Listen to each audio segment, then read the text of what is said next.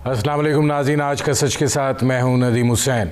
आज लाहौर में अफसोसनाक वाक़या पेश आया। दहशतगर्दी का ये वाक़या जो है बहुत सी जानों के लिए ज़ाहिर है ज़ख्मी हुए हैं, कीमती जानें ज़ाया भी हुई हैं। और ये अफसोसनाक वाक़या जो है ये दिखाई ये दे रहा है कि ये इब्तदा है अफ़गानिस्तान के अंदर बिगड़ती हुई सूरत हाल के हवाले से। अमेरिका अफ़गानिस्तान को जिस तरीके से छोड़ कर जा रहा है, दिखाई ये दे रहा है कि ये अब खाना जंगी का एक ऐसा मरकज़ बनने जा रहा है जिसके असरात जो हैं वो पाकिस्तान के अंदर भी दिखाई देंगे। ये जो कुछ आज लाहौर में हुआ, जिस नौइयत का ये धमाका हुआ है, माजी में इस तरह की बेशुमार मिसालें थीं और पाकिस्तान जो है 70,000 से ज़ायद अफराद की जानों का नजराना देकर इस सूरत हाल से जो है वो निकला था। और अब एक मरतबा फिर इन खदशात तहफ़्फ़ुज़ात का इजहार जो है वो लोग जो अफ़गान अमूर से वाकिफ़ हैं और जो ख़ारजा अमूर से वाकिफ़ हैं वो कर रहे हैं। इसका तदारुक करना होगा, महज बयानात से जो है वो काम नहीं चलेगा और हालात के लिए अमली इक़दाम जो हैं वो तजवीज़ करने होंगे। आज ISI हेड क्वार्टर में वज़ीर आज़म इमरान ख़ान की ज़ेर क़यादत जो सिक्योरिटी एजेंसीज़ हैं उनकी कोऑर्डिनेशन कमेटी का आज इजलास भी हुआ है।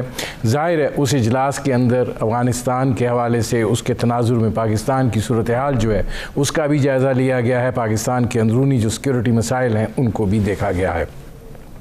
दूसरी तरफ पाकिस्तान की जो सियासी सूरत हाल है वो भी 2-3 महाज़ों के ऊपर जो है वो गर्म है। पार्लियामेंट के अंदर ज़ाहिर बजट इजलास जारी है और बजट के ऊपर बहस का सिलसिला जो है वो भी जारी है और उसके अंदर जो है हुकूमत जो है वो अपना दिफा कर रही है और अपोजिशन जो है वो अपने जो इल्ज़ामात हैं उनका इआदा कर रही है। लेकिन एक दो चीज़ें ऐसी भी हैं कि जिनके ऊपर बात करना जो है वो बड़ा ज़रूरी है। कल वज़ीर इत्तलात जो हैं फवाद चौधरी, उन्होंने ये बात कही कि इलेक्शन कमीशन नहीं, पार्लियामेंट जो है वो बाला इदारा है, इसका काम कानून साजी करना है और सुप्रीम कोर्ट ऑफ पाकिस्तान का इसकी तशरीह करना। और ज़ाहिर है बाकी जो इदारे हैं उनको जो कानून साजी पार्लियामेंट के अंदर होनी है उस पर अमल दरामद करना है और अगर किसी को सियासत करनी है तो सियासी पार्टी जो है वो बना ले। इसी तनाज़ुर में इमरान ख़ान का जो पाकिस्तान के अंदर अमरीकी अड्डों के हवाले से बयान है, ज़ाहिर है कि उस बयान को सराहा भी जा रहा है और ये बात कही जा रही है कि पाकिस्तान जो है उसकी इज़्ज़त में इजाफ़ा हुआ है कि पहली दफ़ा ये बात कही गई है अब दो टोक अल्फाज में कि हम अपनी सरज़मीन जो है वो किसी गैर मुल्की को किसी और मुल्क के लिए इस्तेमाल करने की इजाज़त जो है वो नहीं देंगे।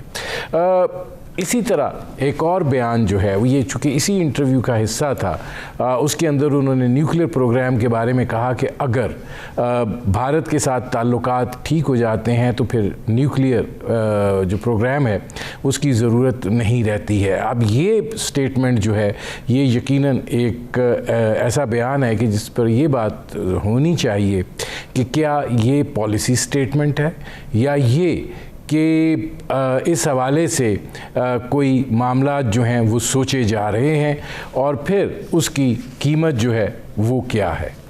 मेरे आज के मेहमान साबिक़ वज़ीर आज़म पाकिस्तान शाहिद खाकान अब्बासी साहब।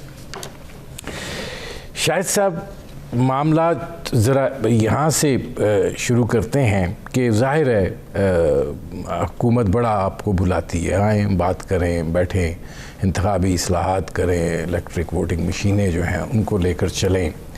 लेकिन अब फवाद चौधरी साहब ने बड़ा वाज़े तौर पे कह दिया है कि हम जो कानून बनाएंगे इलेक्शन कमीशन को उस पर अमल दरामद करना है, नंबर 1।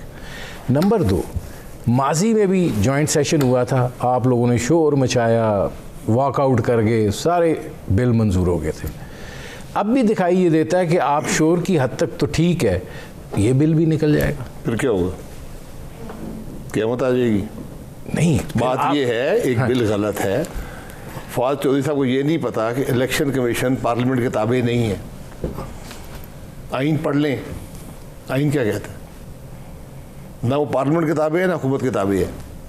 आप कानून साजी कर सकते हैं, आइन बदल दें, बिल्कुल पॉसिबल है, उसको पार्लियामेंट के ताबे कर दें। जो पार्लियामेंट हुक्म देगी वो इलेक्शन कमीशन करेगा।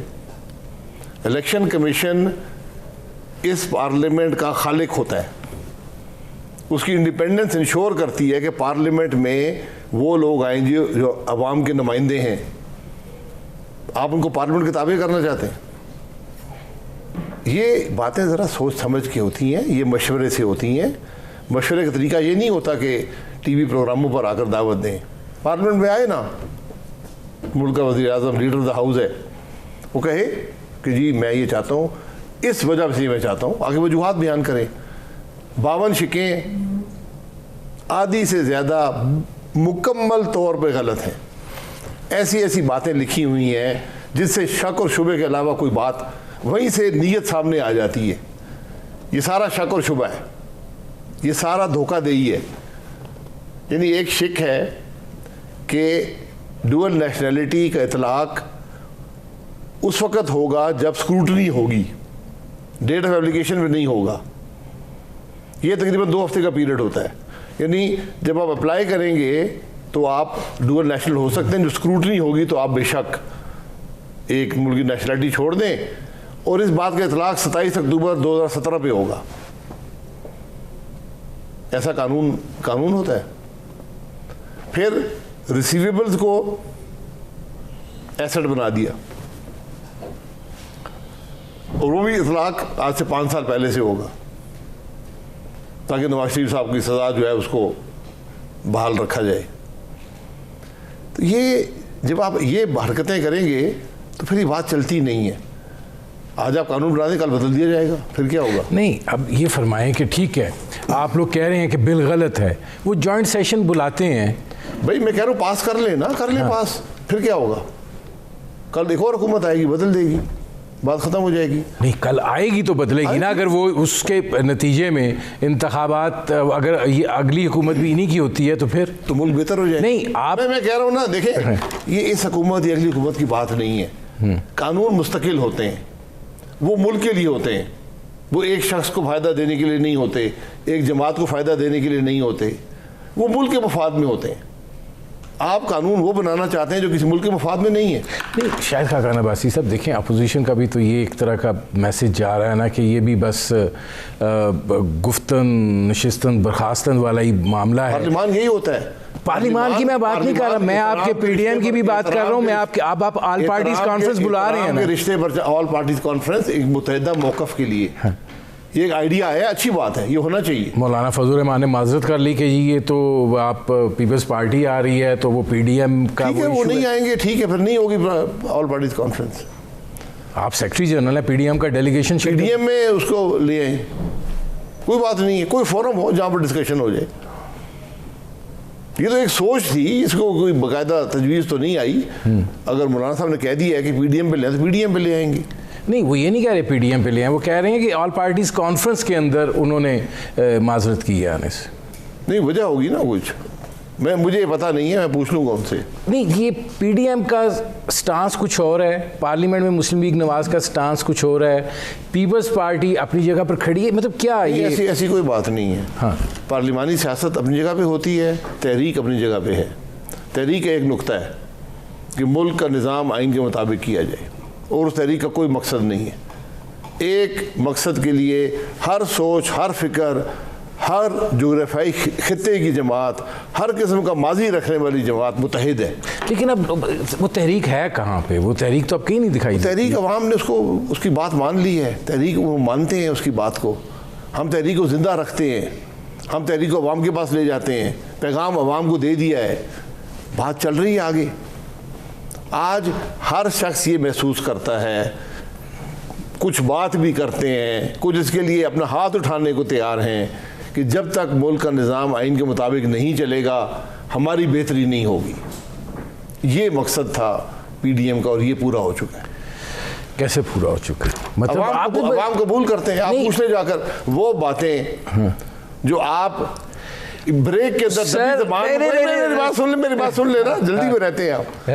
वो बातें जो आप ब्रेक के दौरान दबी ज़बान में किया करते थे, आज बबांगे धौल आप मुझसे सवाल पूछते हैं।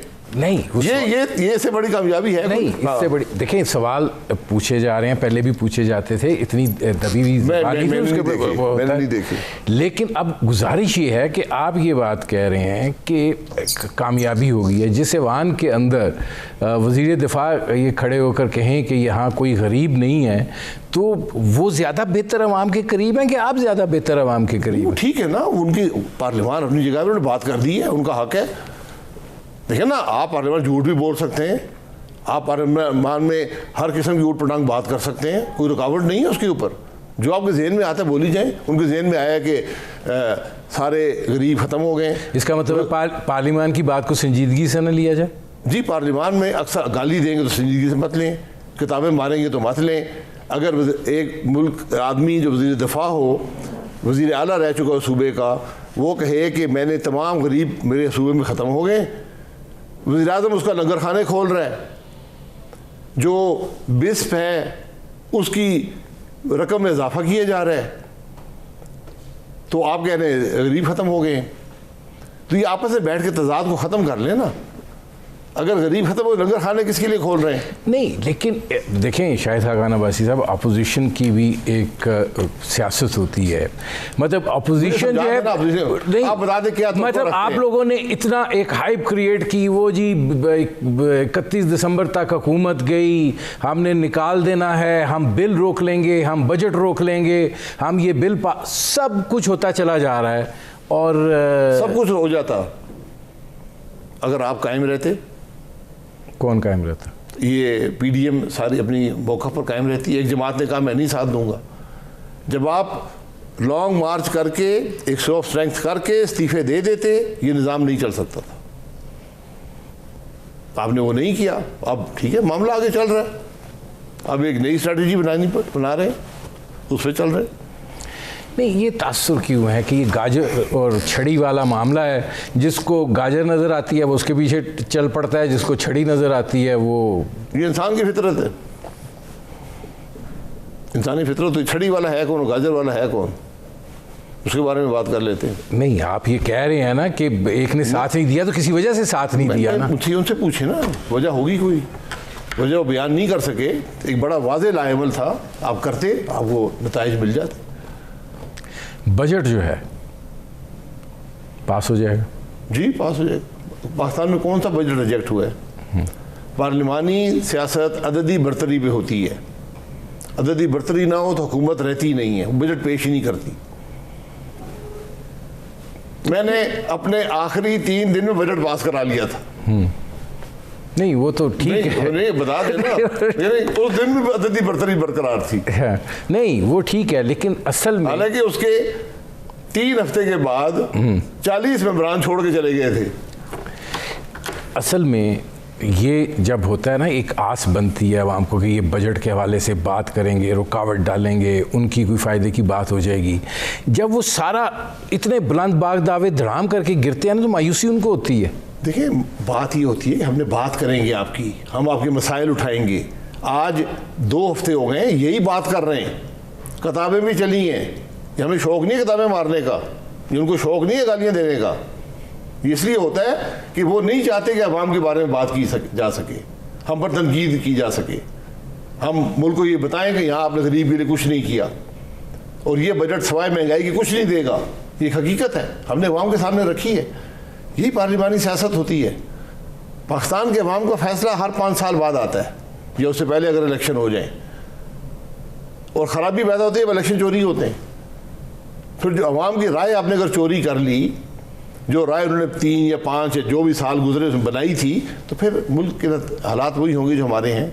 वो कहते हैं स्पीकर ने भी आप लोगों से राब्ते किए, सब कुछ हुआ, आप क्यों नहीं इंतखाबी इस्लाहात की तरफ आते, उनसे बात कर लेते? ठीक है, अगर आप ये है कि 5 साल हुकूमत ने चलना है, फिर आराम से इंतखाबी है ना, रवैया आपने देख लिया है। इंतखाबी इस्लाहात 2017 में हुई थी, सारे उसके मेंबर थे। इनको पता नहीं है इंतखाबी इस्लाहात कैसे होती हैं। आप एक बिल लेकर असेंबली में आते हैं, उस पर हाउस रेजोल्यूशन पास करता है एक पार्लिमानी कमेटी की। वो पार्लिमानी कमेटी शिक वाइज इन चीज़ों पर बहस करती है। उसमें हर जमात के लोग शामिल होते हैं, उसमें हुकूमत की अक्सरियत नहीं होती। हमने जब किए थे ना, हमारे 30 में से 9 मेंबरान थे हुकूमत के। वहाँ पर 1.5 साल बहस हुई, 1.5 साल से ज़्यादा, 100 से ज़ायद मीटिंगें हुई, उसके बाद जाके इंतखाबी इस्लाहत हुई थी।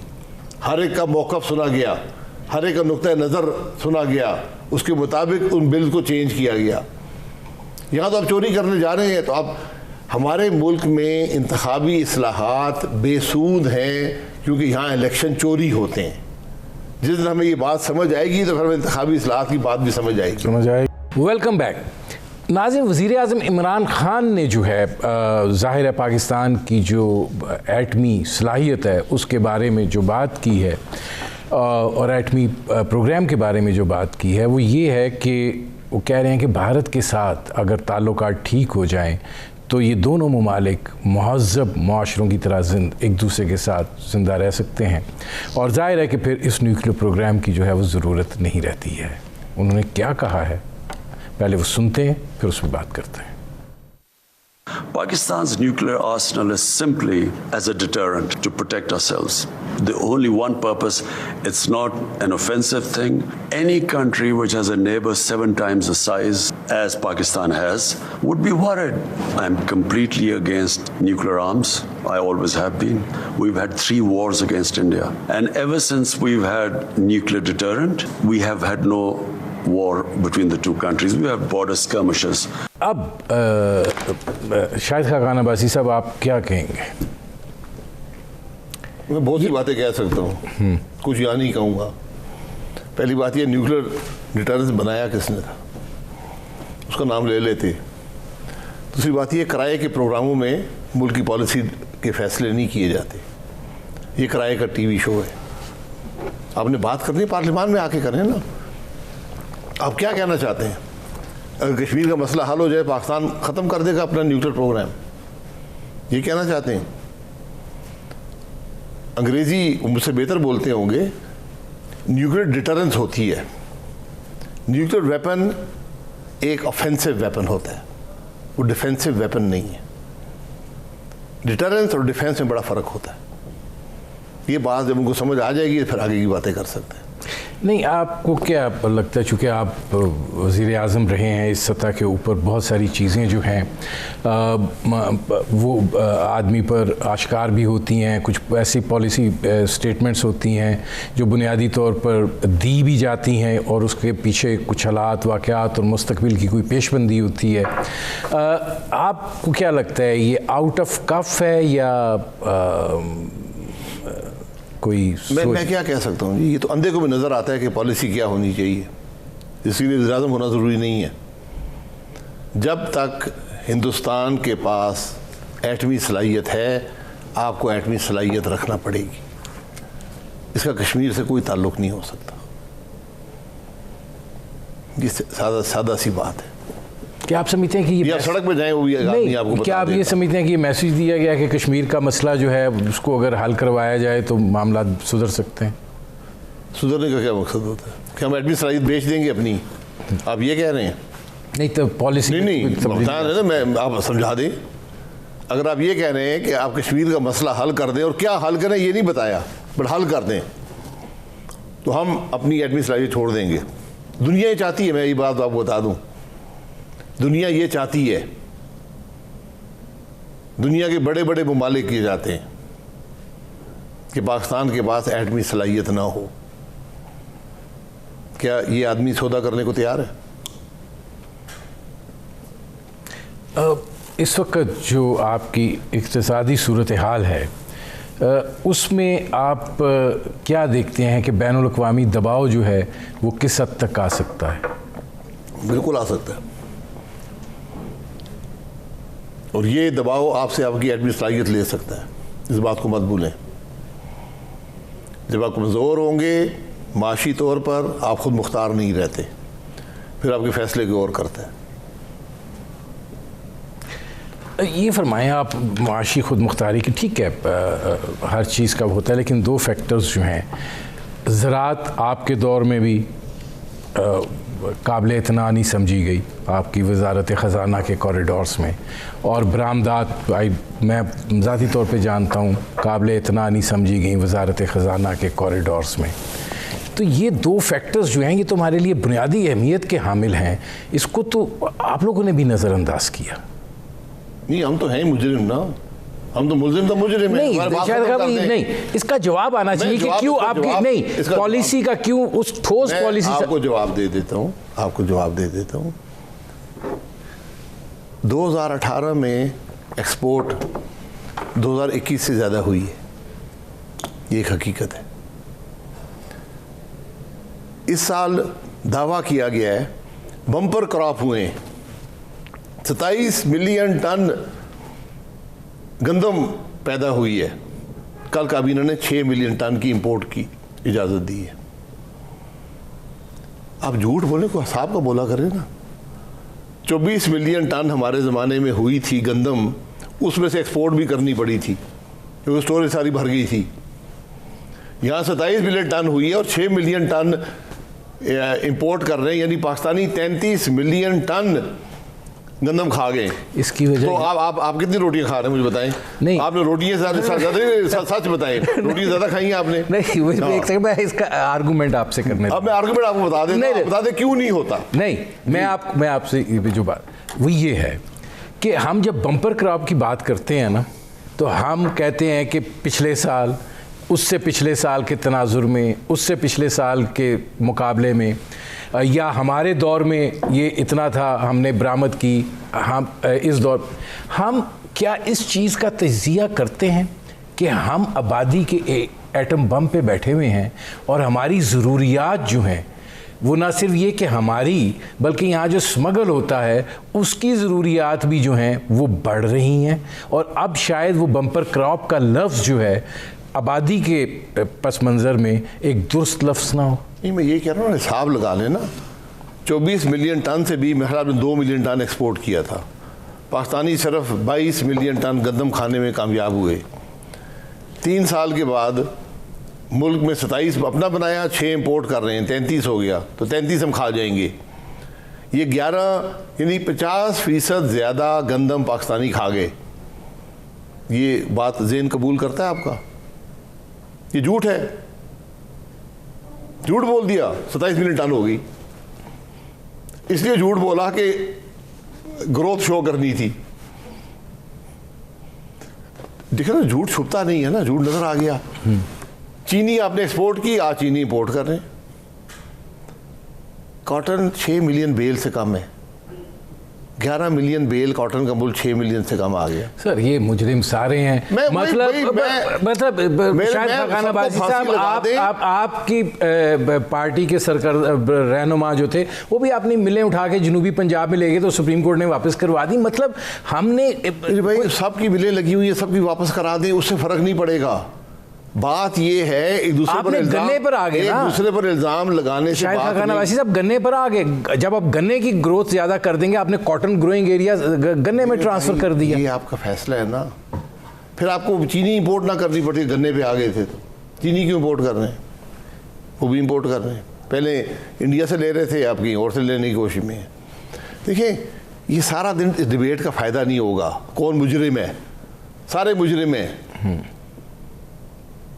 सबसे बड़ा जुर्म इलेक्शन की चोरी होता है। ये सब सारा मामला इलेक्शन की चोरी से आया है। मैं आपको हकीकत से कहता हूँ, हमारे मुल्क का मसला ही इलेक्शन की चोरी है। बांग्लादेश आपके सामने है।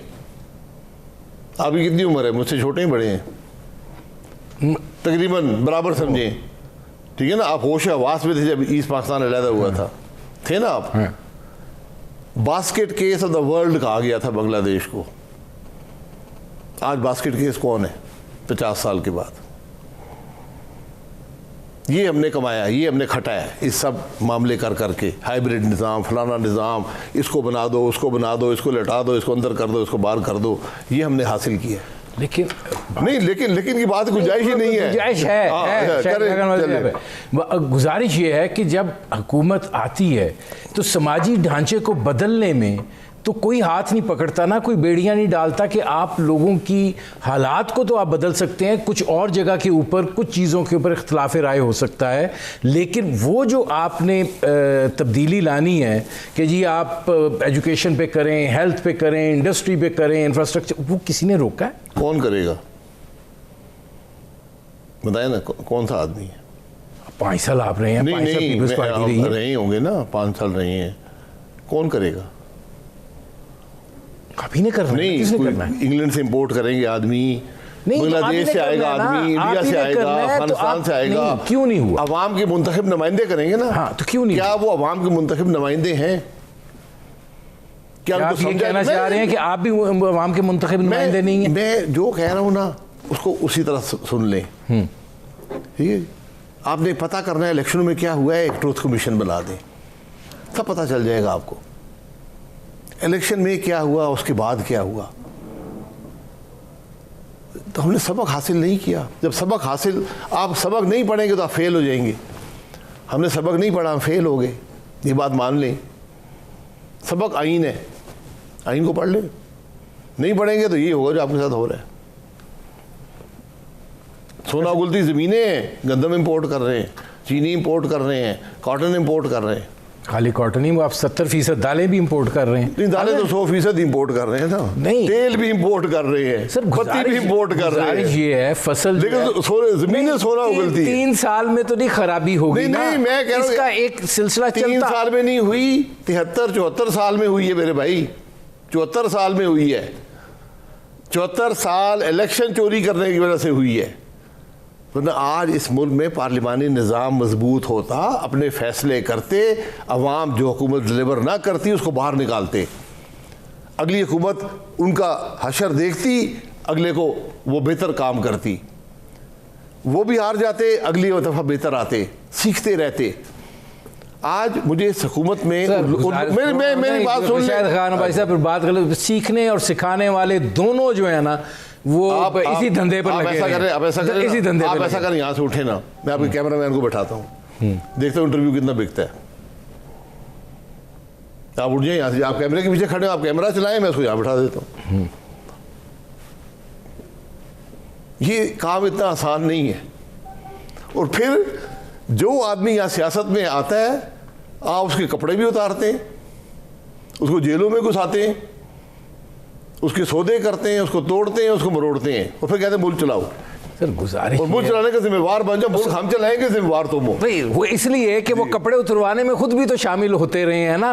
वो सिलसिला जब आप इस तरीके की रवायतें डाल देंगे, फिर वो रवायतें हिस्सा बन, जब मैं मजबूर होऊंगा, मैं बात कर रहा हूँ कपड़े उतारने वाले की। नहीं, आप मजबूर क्यों होंगे? उसके बारे में बात कर लेना। देखें, बात ये है कि मजबूरी जो है वो क्यों होगी। गुजारिश ये है कि जब इस तरह की नौयत आती है, मैंने इससे पहले भी मैं आपसे इत्तेफाक कर लेता हूँ, सारे कसूरवारी सियासतदान अगली बात करें। ये बात नहीं है। बात ये है कि अगर रुकावट है तो कोई तो ऐसा प्राइम मिनिस्टर आए ना, वो कहे जनाब मेरे काम में रुकावट है, ये पड़ा है मेरा इस्तीफा, मैं जा रहा हूँ अवाम के पास।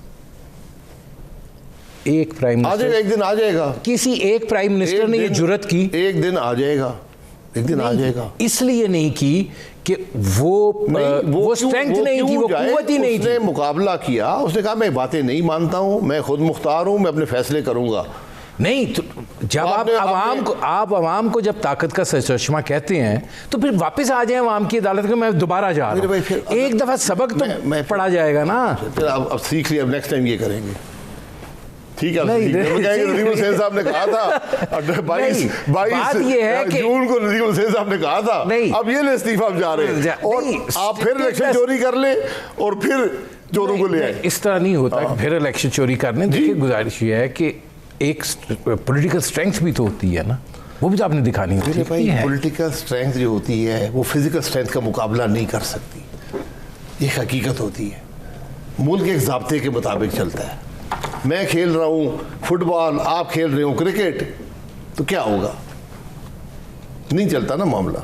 इसे मान लें एक दफ़ा की गलतियाँ हमने की हैं, सब ने की हैं, सारे समाज में नंगे, आगे चले, जरा हालात को बेहतर करें, माजी से सबक। आपको आगे हालात बेहतर होते नजर आते? नहीं, कोई तरीका नहीं है। अपोजिशन भी इसी तरह चलेगी, हुकूमत भी इसी तरह चलेगी। सारा कसूर ही अपोजिशन का है ना, वो तो है ही है, वो तो एस्टेब्लिश हो गया कि इस मुल्क की आज की खराबी अपोजिशन की वजह से है। ये तो हो गया, हुकूमत का इसमें कोई कसूर नहीं है, ना ही एस्टेब्लिशमेंट का कसूर है, ये सारा कसूर अपोजिशन का है। अगली बात करें, अब आगे क्या आपको दिखाई दे रहा है? मैं फाइनल, मेरे पास आखिरी मिनट है। मुझे कुछ नहीं दिखाई दे रहा, मुझे अंधेरा दिखाई दे रहा है।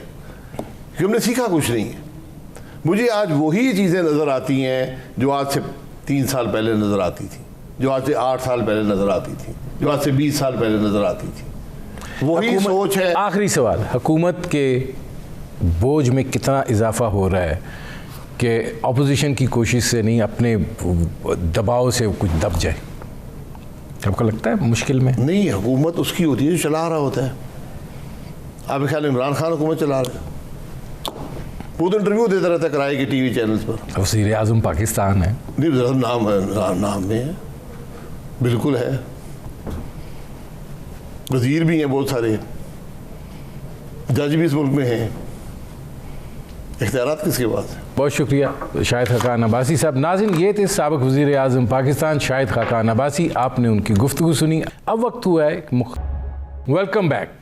नाज़रीन, लाहौर में आज जौहर टाउन के अंदर धमाका हुआ, जिसके नतीजे में 2 अफराद जो हैं वो जान से गए और 20 के करीब जो हैं वो ज़ख्मी हुए हैं।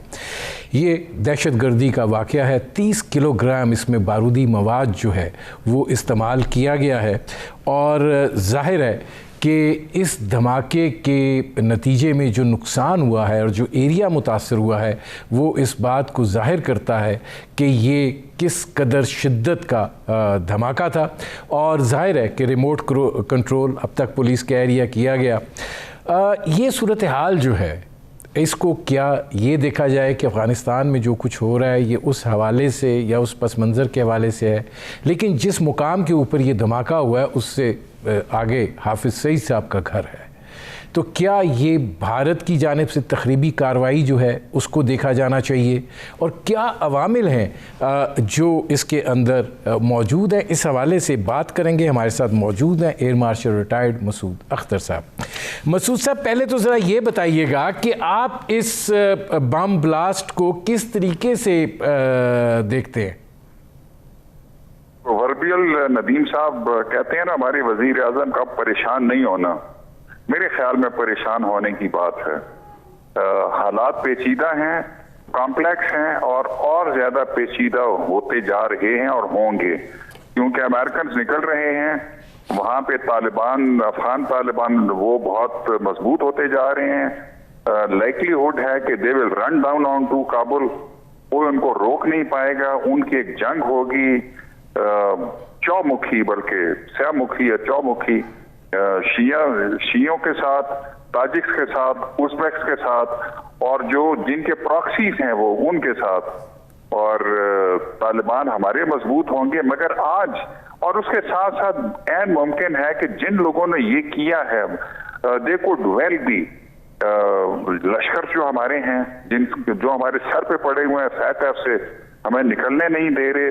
अब देखिए, ये जो आप कह रहे हैं ये तो इंफॉर्मेशन है कि एक हाफिज सईद साहब के घर के पास हुआ, दूसरा उसमें 30 किलो धमाका खेज मवाद मौजूद था।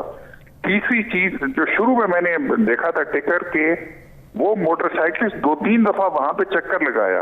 अब ये वो मोटरसाइकिल छोड़ के चला गया। ये मोटरसाइकिलिस्ट अगलब ये है कि मुसलमान है, पाकिस्तानी है। इस तरह के बहुत सारे मुसलमान और पाकिस्तानी हैं जो या तो एलियनेट हुए हैं या बिके हुए हैं। ऐन मुमकिन है कि रॉ ने, केजीबी ने, CIA ने, इमरान खान ने बड़ी सख्त स्टेटमेंट दी है, उसने कहा नॉट एट ऑल। हाँ, नहीं, इसमें एयर मार्शल साहब ये फरमाइएगा कि आप इसको अब अफ़गानिस्तान के तनाजुर में देखेंगे या भारत की जानिब से तखरीबी कार्रवाई के तौर के ऊपर देखेंगे? क्योंकि जब हाफिज़ सईद का घर है तो इसका मतलब ये है कि भारत जो है वो इस हवाले से बात करता रहा है। और ये जो जिस नौइयत का ये धमाका हुआ है, तखरीबकारी हुई है, मतलब वहाँ पे तो पता हिल जाए तो ISI ने करवाया है। तो ये अभी तक हम इस बात का तयन नहीं कर पाए या हम वही जो हमारा माजी में रहा है एक रेस्ट्रेंट की कैफियत है? ऐन मुमकिन है, आप सही फरमा रहे हैं कि अगर हाफिज सईद को टारगेट करना था या मैसेज देना था तो नेचुरली, बिकॉज वो भारत के अवॉर्ड एनिमी हैं उनकी नजर में एलिजिडली, और उन्होंने, लेकिन हालात पेचीदा हैं। अमेरिका, क्योंकि इमरान खान ने इतनी सख्त स्टेटमेंट दी है, क्या वो भारत के थ्रू ये मैसेज दे रहे हैं? क्या भारत खुद ये कर रहा है? हालात जो जैसे मैंने शुरू में कहा थे वेरी कॉम्प्लेक्स और and they are going to get ever more complex. So ये कहना मुश्किल है, मगर ऐन मुमकिन है कि आप जो कह रहे हैं वो बिल्कुल सही है कि भारत ने करवाया है, रॉ ने करवाया है, मगर मुसीबत ये है कि बहुत सारे लोग अब कहेंगे ना ये पाकिस्तानी है ना ये मुसलमान है।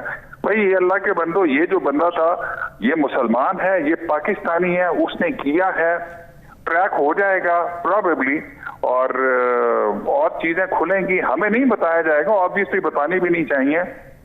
मेरे ख्याल में ये परेशानी की बात है। अच्छा, इसमें एयर मार्शल साहब ये फरमाइएगा कि अब ये जो सिचुएशन डेवलप हो रही है, आज जाहिर है कि वज़ीर आज़म इमरान ख़ान को ISI के हेडक्वार्टर में सिक्योरिटी एजेंसीज़ की जानिब से ब्रीफिंग भी दी गई, और उसमें जाहिर है कि वो तमाम लोग मौजूद थे जो मुंसलिक हैं ऐसी सूरत हाल के हवाले से। आपको दिखाई देता है कि यही सिचुएशन जो है, यही डिस्कस हुई होगी इंटरनल सिक्योरिटी अफ़गानिस्तान के बैकड्रॉप में, और हमें कितना अब मोहतात और अलर्ट होने की ज़रूरत है? मुझे पता नहीं था इस मीटिंग का, तो ये आपने बता दिया। मेरे ख्याल में इमरान खान की ये प्री प्लान मीटिंग होगी नॉर्मली, वरना वो आर्मी ही और इंटेलिजेंस एजेंसीज इस पे मीटिंग कर लेती हैं। मेरे ख्याल में बिकॉज अफगानिस्तान के हालात बहुत पेचीदा होते जा रहे हैं और उसके ऊपर ब्रीफिंग हुई होगी, लेकिन क्योंकि ये हो गया है तो ये इंतहाई अहम हो गया था कि मसलन इंग्लैंड में होता है तो उनकी कोबरा जो कि हाईएस्ट सिक्योरिटी एजेंसी नहीं, उनकी बॉडी है, वो प्राइम मिनिस्टर चेयर करता है या डिफेंस मिनिस्टर या होम मिनिस्टर, और वो मीटिंग होती है। तो अच्छा हो गया कि इमरान खान की सदारत में ये मीटिंग हो गई है और सब लोगों ने अपने अपने आइडियाज दिए हैं। आई ओनली होप कि वो सही हों, आई ओनली होप कि वो इसको इन हालात को सॉल्व कर सकें। बहुत मुश्किल हालात हैं, बहुत मुश्किल होने वाले हैं, और इसमें जिसका IG पुलिस साहब जब वो ब्रीफ कर रहे थे टेलीविजन के ऊपर तो बड़े सख्त सवाल हुए और उनके पास जवाब चंदा नहीं थे उन सवालों के। तो we have to be very careful, और हालात मेरे ख्याल में बहुत मुश्किल होते जाएंगे आने वाले दिनों में। जब अमेरिकी निकल जाएंगे वहां से, तालिबान हर तरफ पहुंच जाएंगे। इमरान खान ने कहा है नॉट एट ऑल, अमेरिकी नाराज हैं और भारत वाले तो पहले ही नाराज हैं और हमारे अवॉइड एनिमी हैं। हमने ऐसे लोग रखे हैं जो कि बिक सकते हैं। इसने अजीत डोवल ने और जनरल विक्रम सिंह जो उनके पुराने आर्मी चीफ थे, उन्होंने साफ कहा, उन्होंने कहा हमें तो फौज भेजने की जरूरत नहीं है, हम इन टेररिस्ट को ज्यादा पैसे देंगे और बोलेंगे, ये उनके अल्फाज थे कि मुरीद के निकाल दो, मुल्तान निकाल दो, भावलपुर निकाल दो, और उन्होंने ही ये हमले हमारी एजेंसीज पे करवाए हैं। So I think things are going to get very difficult. आप क्या सोचते हैं कि अब इस सूरत हाल के अंदर ये इब्तिदा है या ये कि नहीं, हम इसके ऊपर जिस तरीके से इंटेलिजेंस बेस्ड ऑपरेशंस के ज़रिए हमने इस सारी सूरत हाल पे काबू पाया है, ये वन ऑफ इंसिडेंट हो सकता है? अल्लाह करे कि ये इब्तिदा ना हो, अल्लाह करे कि वन ऑफ इंसिडेंट है, लेकिन गालिबन अगलब ये है कि आइंदा आने वाले दिनों में, लेट्स से कि 2-3 महीने में, हर 6 महीने में, अल्लाह ना करे, अल्लाह करे कि मैं और आप बिल्कुल गलत हों, एक आध अगर 2-3 धमाके ना हो तो एक आध हो सकता है, और कौम को तैयार होना चाहिए। और फिर कहा जाएगा कि ये कौम मुत्तहिद हो जाए। कौम खुद से मुत्तहिद नहीं होती, उनके पास कोई जादू की छड़ी नहीं है। जादू की छड़ी इस वक्त खाली इमरान खान के पास है और नवाज शरीफ के पास है और शहबाज शरीफ और जरदारी के पास। इन्होंने कौम को इकट्ठा करना है, माजी में इकट्ठा नहीं कर सके, APS पे अटैक हुआ तो फिर हम उस इंसिडेंट पे थोड़े बहुत इकट्ठे हुए, मगर हम कौम को बिल्कुल इकट्ठा नहीं कर पाए, क्योंकि हमारे जो कौमी शनाख्त है वो बड़ी फॉल्टी है, हमारा मुश्तरका मकसद बड़ा फॉल्टी है, हमारे कौमी मफादात जो वाइटल इंटरेस्ट है उनका तय्युन ही नहीं हुआ।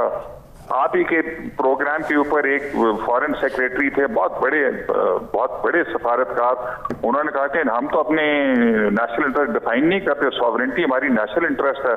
और याद रखिए कि सॉवरेंटी बार्टर करनी पड़ती है आजकल की ग्लोबलाइज इंटरडिपेंडेंट दुनिया में।